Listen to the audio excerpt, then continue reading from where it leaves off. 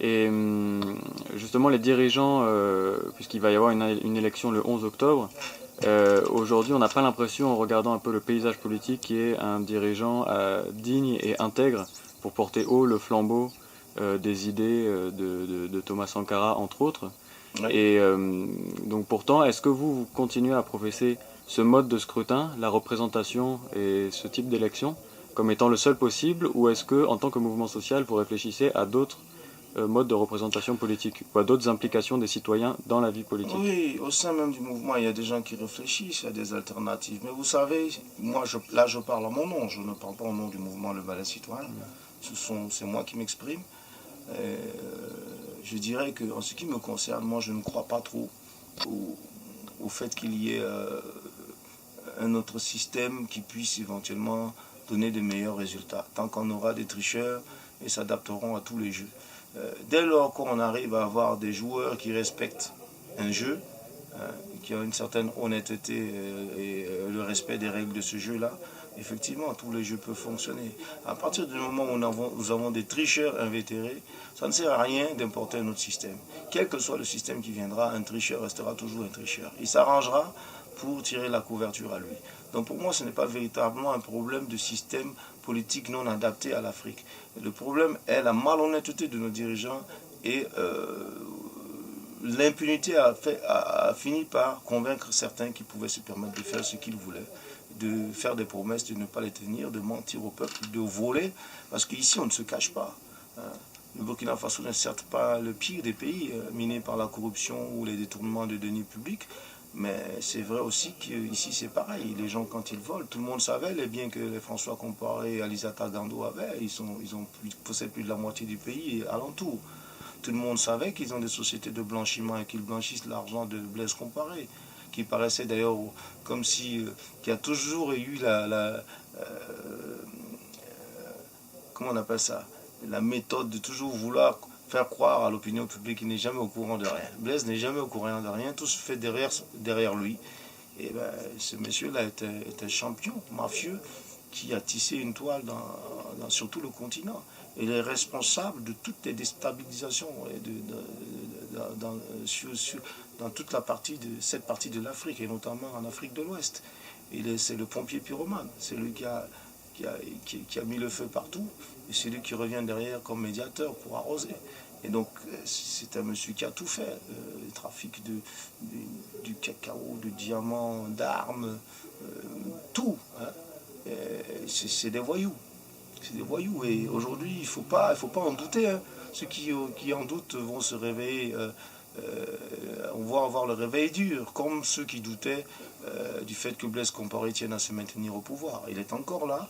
Il est en Côte d'Ivoire. Et tant qu'il sera encore là, tant qu'il ne sera pas arrêté et jugé, il reste une menace permanente sur la situation, la stabilisation dans ce pays. Parce qu'on parle d'intérêts énormes.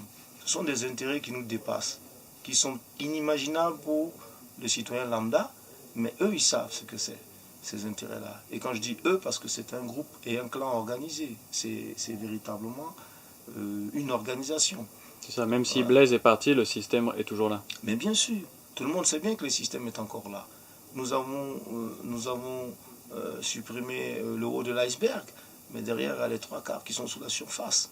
Ils sont là. Et ce haut-là, d'ailleurs, nous ne l'avons pas complètement supprimé, nous l'avons déplacé. Donc, le virus est encore là, il est là. Et il peut faire mal parce que il s'agit encore une fois de gens qui ont les moyens. Et ils ont des moyens financiers énormes, donc ils peuvent influencer n'importe qui. Et c'est pourquoi ces élections sont importantes pour nous, mais pardon, elles le sont certainement plus pour Blaise Compaoré et ses camarades qui attendent de pouvoir revenir aux affaires d'une manière ou d'une autre, même par personne interposée, même s'il faut placer un cheval de Troie.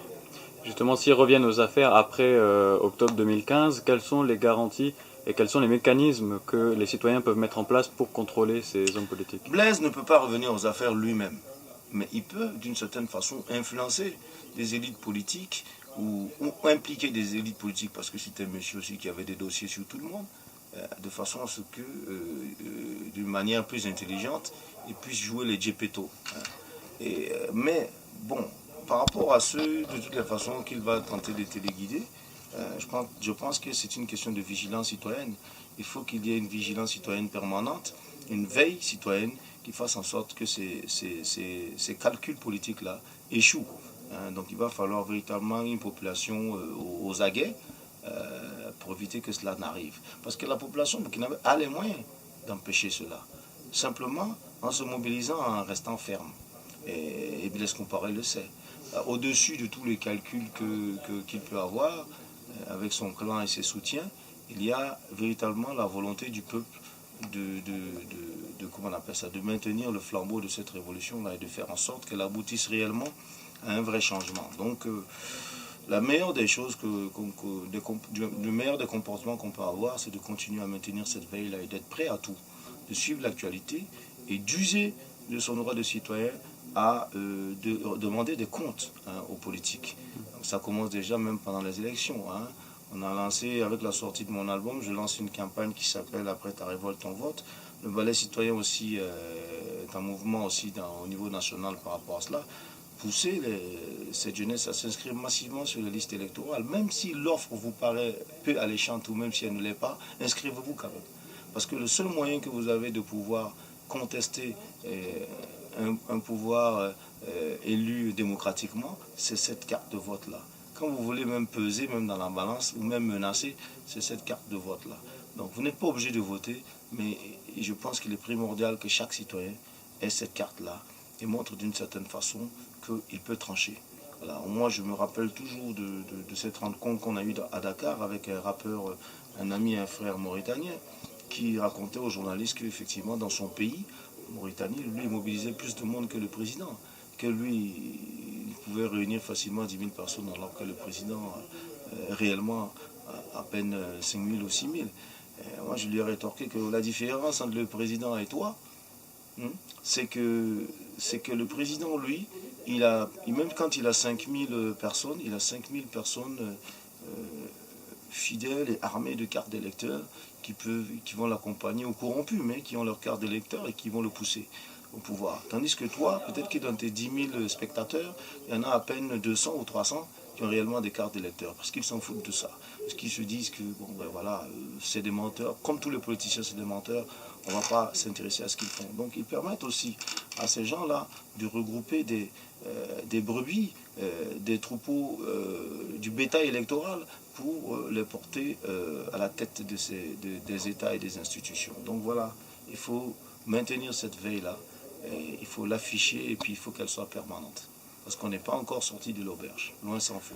Mais pour un contrôle permanent, le vote, c'est vraiment ponctuel. C'est une fois tous les 5 ans. Donc on peut sanctionner un peu un homme politique en votant pour son adversaire au bout de 5 ans. Mais est-ce qu'il ne faut pas mettre en place d'autres mécanismes pour exercer un contrôle vraiment tout au cours de son mandat? Mettre des mécanismes en place, ça coûte cher. Ça prend du temps, ça décale. Et je vous disais, je vous ai donné l'exemple de Thomas Sankara qui a voulu réaliser des choses en 4 ans. Aujourd'hui, c'est plus possible. Thomas Sankara est arrivé avec un putsch. Donc effectivement, il a pu passer très vite, prendre des décisions très rapides, d'une certaine façon. Mais aujourd'hui, nous ne pouvons plus. Les populations sont fatiguées de putsch et de coups d'État. Donc on doit mettre en place des gens qui vont nous amener à des résultats, mais pas simplement. Il faut aller vite. Et la seule manière d'aller vite, c'est à la limite de plus ou moins garder l'état actuel des règles du jeu. Là, comme je vous ai dit, il suffit simplement que ces gens respectent ces règles. Parce que ces règles en soi ne sont pas mauvaises. Quand nous prenons les règles du jeu démocratique, en réalité, pour n'importe quel kidam, c'est clair. Ce sont des valeurs de transparence, d'équité, etc., qui sont mises en avant. Le vote est participatif, etc. Donc, à la limite, ce sont des valeurs nobles, éthiques qui sont défendues dedans. Il suffirait juste que cette pression populaire-là soit quasi permanente pour que ces gens-là comprennent qu'ils ne peuvent pas faire ce qu'ils veulent. Même quand ils prennent de mauvaises décisions. Vous l'avez vu pendant la transition, la nomination de Sagnon. Tout de suite, la société civile a réagi. Sagnon a été limogé. Pareil avec Djigimbe. Il a dû donner sa démission. Donc c'est la meilleure des preuves que même les décisions politiques, même déjà prises, peuvent être envoyés aux oubliettes à partir du moment où il y a une vraie mobilisation. On l'a vu avec Blaise Compaoré qui disait aucune marche n'a jamais changé aucune loi. C'est le premier à avoir reculé sur toutes les propositions de loi, que ce soit l'article 37, que ce soit le Sénat, le référendum, etc. Pourtant, il s'est baladé sur les chaînes internationales. Il a même pris l'exemple de la France par rapport à une certaine loi, je ne sais même plus comment ça s'appelle, qui avait été prise là, et qui avait mobilisé des gens dans la rue en France. Et pour dire que non, ben voilà, aucune marche ne peut changer de loi. Bon, non seulement il se foutait le doigt dans l'œil, mais ce qu'il ne savait pas, c'est que à peine un an plus tard, non seulement la marche allait changer, empêcher le changement, la proposition de loi, mais en plus de ça, elle allait le faire passer par la plus petite porte de l'histoire. Donc, la leçon pour nous, elle est là.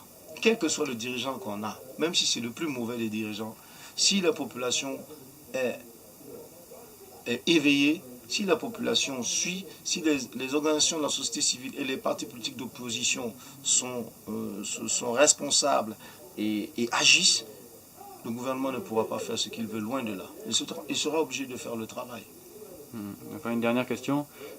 Sankara disait régulièrement « à bas l'impérialisme, à bas le néocolonialisme » et aussi « l'esclave qui n'assume pas sa révolte ne mérite pas que l'on s'apitoie sur son sort ».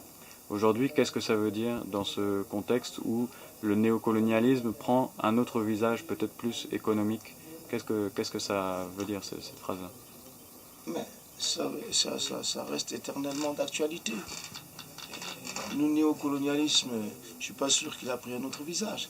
Mais bon, c'est sûr que probablement il est beaucoup plus étendu, il est beaucoup plus vicieux, il est beaucoup plus cynique, en tout cas il est permanent, il est là. On voit bien qu'il y a eu des implications à de très haut niveau dans la plupart comment on appelle ça, dans la plupart des crises en Afrique. Il y a toujours la main de l'extérieur, forcément, parce que les grandes puissances sont toujours comptées. On ne peut pas en vouloir aux grandes puissances, donc aux forts de vouloir écraser les faibles. On ne peut en vouloir qu'aux faibles de continuer à rester faibles. En tout cas, d'être conscient de cette faiblesse et de confier. C'est comme si vous confiez votre maison à un gardien qui a la maladie du sommeil, quoi, ou je sais pas moi, qui ne peut pas réagir.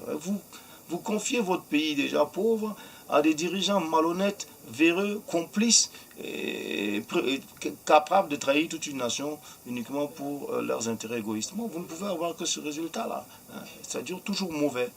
Parce qu'il faut bien que ces grandes puissances-là, si elles n'avaient pas des complices au sein de ces gouvernants, elles n'arrivaient